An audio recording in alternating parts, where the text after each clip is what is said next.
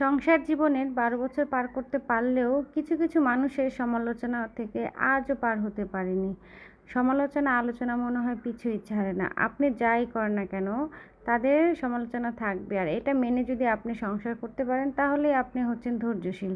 তো যাই হোক, সমালোচনা আলোচনা পিছনে ফেলে আজকে আমি কি কি করেছিলাম, কি রান্না করেছিলাম, আর কি দিয়ে আজকে দিনটা পার করলাম সেটাই আপনাদের সাথে শেয়ার করব।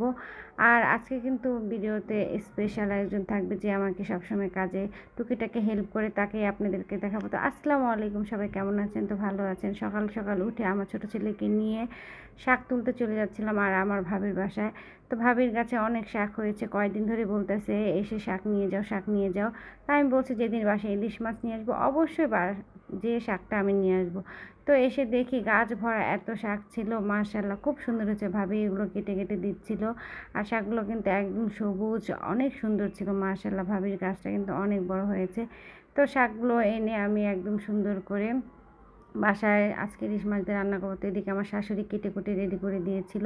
তো ইলিশ মাছের মাথা আর কাটা কোটা দিয়ে আজকে রান্না করবো, আর মাছগুলো ভুনা করব। যেহেতু অনেকদিন ধরে আমার ইলিশ মাছের কাটা দিলে পুঁই শাক খেতে ইচ্ছে করছিল, তাই ভাবলাম আজকে পুঁই শাক দিয়ে ইলিশ মাছ রান্না করব। তো সংসার এমন একটা জিনিস যেখানে আপনার ভালো মন্দ থাকবে, আর ভালো মন্দ নিয়ে হচ্ছে সংসার। তো শরীর খারাপ ভালো সবসময়ই থাকে, এই ভালো এই খারাপ, যাই হোক সেগুলো নিয়ে মেনটেন করে সংসারে কাজকর্ম করতে হবে। সবাইকে স্যাক্রিফাইস জিনিসটা করতে হবে সংসারে। সংসারে স্যাক্রিফাইস জিনিসটা না থাকলে সেই সংসারে ঝামেলা থাকবে, এটাই স্বাভাবিক। তো আজকে কাঁঠালের বিচি দিয়ে ইলিশ মাছ দিয়ে পুঁই শাক দিয়ে রান্না করব, আর সাথে মাছটা ভুনা করব। তো কীভাবে আজকের দিনটা চলে গেল বুঝতেই পারলাম না। তো এদিকে তেলগুলো গরম হয়ে গেলে আমি রান্নাটা সুন্দর করে বসিয়ে দিব। আর যেটা বলেছিলাম আলোচনা সমালোচনা, আপনি যার জন্য যাই করেন না কেন, শ্বশুরবাড়ি এমন একটা জিনিস, সেখানে সমালোচনা থাকবে। ১৯ থেকে ২০ হলে সেখানে দোষ থাকবে, এটাই স্বাভাবিক। মেয়েদের জীবনটা এরকম, সবসময় পরিপূর্ণতা পাওয়া যায় না। আপনি যার জন্য যতই করেন না কেন তাদের অপূর্ণতা থেকেই যায়। তো এদিকে রান্না করতে করতে ভালোই গল্প করতেছিলাম, ভাবতেছিলাম আজকে কি রান্না নিয়ে সকালে উঠেছিলাম যে কি রান্না করব। পরে চিন্তা করলাম যে ভাবি তো শাক দিবে আর ইলিশ মাছ তো আছেই, তো আজকে এগুলো দিয়ে আজকে আমার রান্নাটা শেষ করে ফেলবো।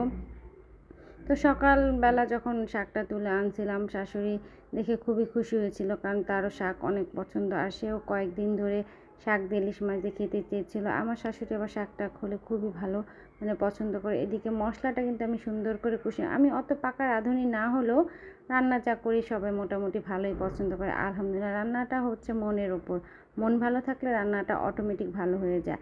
আর এদিকে যে মাছটা আমি ভুনা করব সেটাও আমি সুন্দর করে ভেজে নিচ্ছিলাম। আজকে যেহেতু বাসায় অল্প লোক ছিল তাই অল্পই রান্না করব।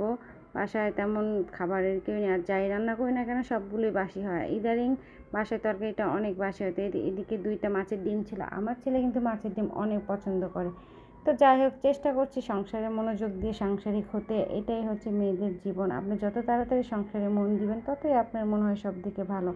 আর কখনো কাউকে বলে কয়ে কখনো সংসারে মন দেওয়া যায় না, এটাই স্বাভাবিক। আপনি যতই এটা নিয়ে গ্যাঞ্জাম করেন না কেন, সে যদি নিজে থেকে মন না দেয় সংসারে, আপনি জোর করে কোনো দিন তাকে সংসারে মন আনাতে পারবেন না। তো এটা আমি সবসময় মনে করি যে সংসারে নিজে থেকে যদি আপনি মন না দেয়, সংসারে কখনো কারো কথায় মন দেওয়া যায় না। এদিকে আমার সব দিকে রান্নাবান্নাগুলো শেষ হয়ে যাচ্ছিলো। তো এদিকে মাছ ভুনাটা আমি ধনেপাতা দিয়ে এদিকে এই রান্নাটা আমার কমপ্লিট হয়ে, রান্নার পরে সবচেয়ে বড় কাজ হচ্ছে রান্নাঘরে পরিষ্কার করা। সেটা যদি নোংরা থাকে অবশ্যই বানাতে। রান্নার ফাঁকে ফাঁকে কিন্তু আমি বাড়িঘর সব ঝাড়ু মোছা দিয়ে নিয়েছিলাম, টেবিলটাও পরিষ্কার করে নিয়েছিলাম।